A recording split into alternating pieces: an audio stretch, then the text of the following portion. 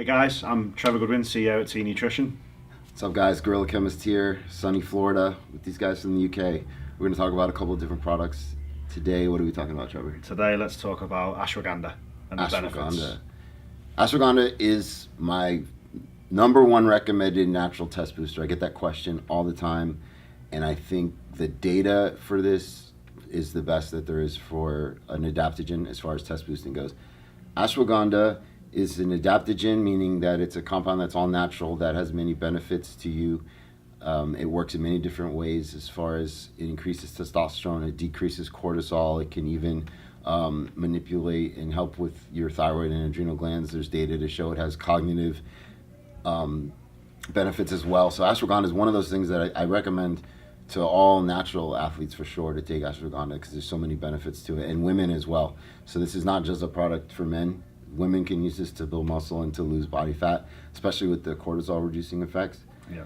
So the data shows that you can increase testosterone significantly, and including free testosterone, which is what really matters. So if you can increase your testosterone levels by 1,000% if you want, but if your free levels don't go up, then it doesn't really matter, because that's what when it's bound to your proteins, it's inactive. When it's free, that means it's active to actually work and bind to your androgen receptor and do its thing. So the free testosterone benefit is really what's good about ashwagandha.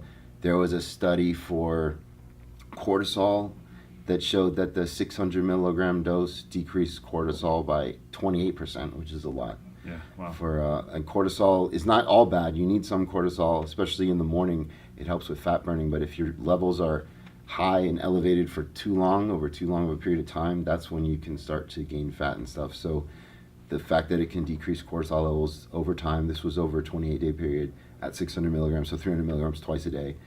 It worked really, really well.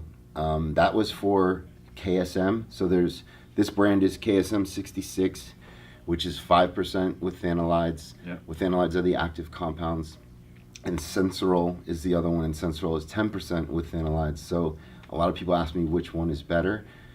I like KSM because of the entourage effect. Essentially what they did was they used the exact ratios that are found in the ashwagandha root for their withanolides. So even though it's only 5% withanolides, it's exactly how it's found in the plant itself, where Sensoril wanted to go for the higher active compounds. And the data is similar for testosterone and cortisol. I think KSM has more data than Sensoril does, and at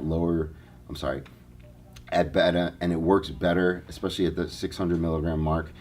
I think Sensoril has some sleep data that KSM doesn't have, but for overall an adaptogen, I think that you always want something exactly how it comes in nature.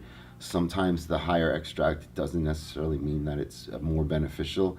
You sometimes need you need them exactly how they are in the plant to like cofactors that help with everything, whether it be absorption or whether it be the way the molecules bind inside your body. So I'm a big believer in the natural sources of everything. So I like KSM preferably over Sensoril. Yeah. Certainly, my opinion, not that it matters when you've got GC sat here, my opinion is I've seen more studies for KSM on the cardio, respiratory endurance side of things, and more studies for Sensoril on the cognitive benefits as such. There are different types of ashwagandha you can get to. You can get a vegan ashwagandha, which essentially is where the root isn't soaked in milk. But again, that's part of the natural practice of stuff. And right. So, because, sorry to interrupt, a lot of these compounds are fat soluble, which is why they soak them in milk. So sometimes you get things out of the extract that you wouldn't get if they're not soaked. But some people are vegan and they don't want to experience that. So KSM does make a vegan ashwagandha. And ashwagandha it translates to smells like horse. I don't know if you know. But if you smell the powder, it has a very horsey barn type of smell to it. Yeah, of course. It's available in bovine capsules, and also if you're a vegan, it's available in veggie caps as well. So very much open to both a unisex and a vegan and non-vegan market. The studied dose or clinical dose? 300 milligrams twice a day, although you can go higher. I've had people take up to 1,200 milligrams, including women, and they've noticed the benefits from it. So this isn't something I believe you can overdose on, but Yeah. it is something that the other question I get a lot of time is, should I cycle this or take this forever? And I do always recommend people cycling things just because your body gets used to having this type of exogenous stimulant. Yeah. So I would say 12 to 16 weeks is a safe period to stay on ashwagandha. I would follow it by at least a 4 to 8 week break off of everything, and then you can go back on.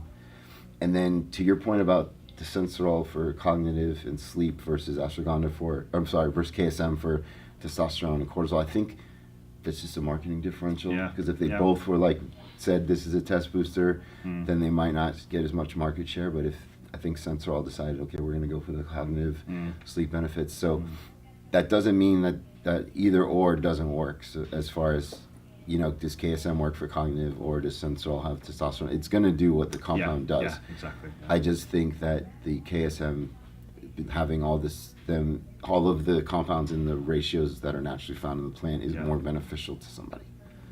Cool. But yeah, this, like I said, safe for men, safe for women. You can take it twice a day. It doesn't have to be with food. The compounds are fat soluble, so if you take it with food, there might be an added benefit, like a high fatty meal or some type of fats in there. Cool. So there you go, guys. The Guerrilla Chemist on ashwagandha.